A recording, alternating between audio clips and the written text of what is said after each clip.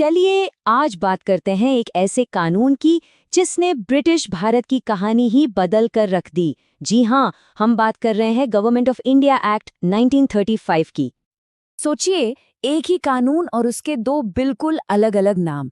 किसी ने इसे कहा गुलामी का चार्टर तो किसी ने कहा एक नए देश की नींव। है ना अजीब?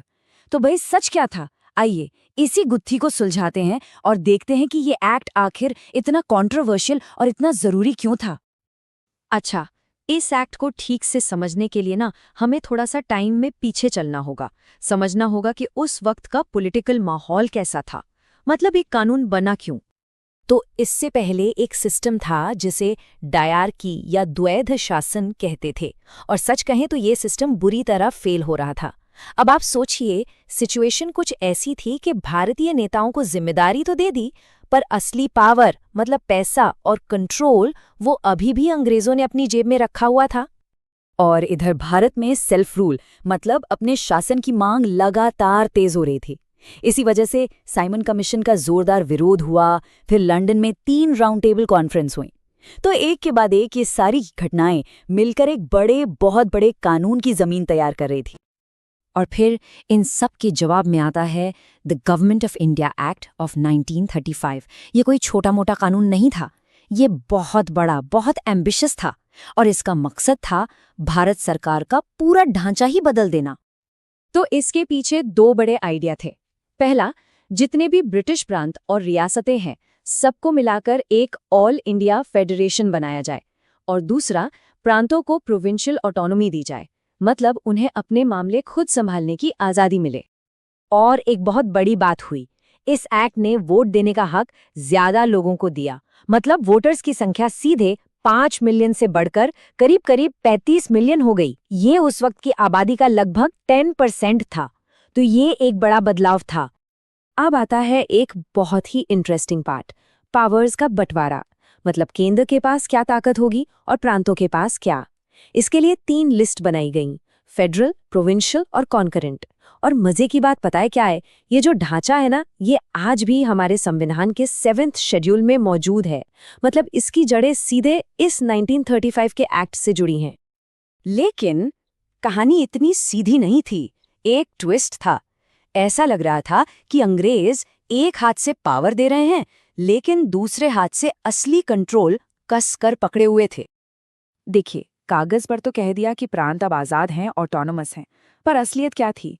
असलियत ये थी कि जो ब्रिटिश गवर्नर थे उनके पास स्पेशल पावर्स और वीटो का अधिकार था, मतलब उनका जब मन करता वो चुनी हुई सरकार को सस्पेंड कर सकते थे। तो ये कैसी आज़ादी हुई? और खेल यहीं खत्म नहीं हुआ, एक और चालाकी देखिए। प्रांतों से तो डायरकी हटा दी, लेकिन उसे उठाकर सेंटर में लागू कर दिया। इसका सीधा सीधा मतलब ये था कि जो सबसे जरूरी मंत्रालय थे वो अभी भी भारतीय नेताओं की पहुंच से कोसों दूर थे, जैसे कि देश की डिफेंस, फॉरेन अफेयर्स, यहाँ तक कि पैसों से जुड़े बड़े मामले। इन सब पर फैसला कौन लेगा? चुने हुए मंत्री? नहीं, वाइस रॉय। मतलब असली चाबी तो उन्हीं के पास थी। अब जब इतने सारे इफ्स एंड बट्स होंगे तो जाहिर है ये एक्ट किसी को भी पसंद नहीं आया। भारत की हर बड़ी पॉलिटिकल पार्टी ने इसे सिरे से नकार दिया। जवाहरलाल नेहरू ने तो इसके लिए कमाल की बात कही। उन्होंने कहा, ये एक ऐसी मशीन है जिसमें ब्रेक तो बहुत तगड़े हैं पर इंजन है ही नहीं। मतलब साफ था, रोकने के लिए 1000 पाबंदियां हैं, पर आगे बढ़ने के लिए यानी सेल्फ रूल के लिए कोई असली पावर नहीं है। और ऐसा नहीं कि सिर्फ कांग्रेस ही नाराज थी, मुस्लिम लीग के लीडर मोहम्मद अली जिन्ना भी उतने ही खफा थे। उन्होंने तो इसे thoroughly रॉटन, fundamentally bad and totally unacceptable कह दिया। मतलब पूरी तरह से सड़ावा, बुनियादी तौर पर खराब और बिल्कुल नामंजूर। और जो इसका सबसे बड़ा आइडिया था ऑल इंडिया फेडरेशन का, वो तो शुरू होने से पहले फेल हो गया। क्यों? क्योंकि पूरी योजना इस बात पर टिकी थी कि रियासतें इसमें शामिल होंगी, पर रियासतों को लगा कि इससे उनकी आज़ादी छिन जाएगी, तो उन्होंने साफ मना कर दिया और बस प्लान वहीं का वहीं धरा रह गया। तो यहाँ तक तो लगता है कि ये एक्ट एक पॉलिटिकल फेलियर था, लेकिन कहानी का सबसे हैरान करने वाला हिस्सा तो अब शुरू होता है। भले ही ये एक्ट उस समय फेल हो गया, लेकिन इसका असर बहुत गहरा और बहुत लंबा चलने वाला था। जरा इसका सफर देखिए, कितना अजीब है।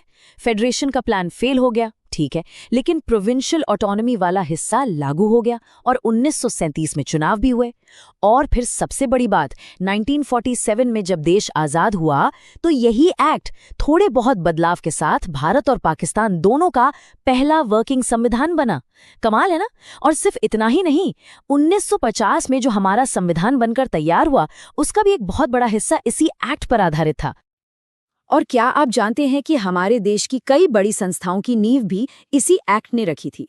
जी हाँ, रिजर्व बैंक ऑफ इंडिया, हमारा सुप्रीम कोर्ट जो उस वक्त फेडरल कोर्ट कहलाता था, और पब्लिक सर्विस कमीशंस, ये सब इसी 1935 के एक्ट की देन है। मतलब आज के मॉडर्न इंडिया की कई बड़ी संस्थाएं असल में इसी कॉलोनियल कानून से निकली हैं। तो ये हमें एक बड़े सवाल पर लाकर खड़ा कर देता है। क्या 1935 का एक्ट सिर्फ ब्रिटिश साम्राज्य का एक फ्लॉड कानून था, एक धोखा था, या फिर ये एक नेसेसरी फेलियर था? मतलब एक ऐसी नाकामी जो अनजाने में ही सही भारत को एक मॉडर्न देश बनाने के रास्ते पर एक जरूरी कदम साबित हुई। ये एक ऐसा सवाल है जिस पर सोचने की जरूरत है।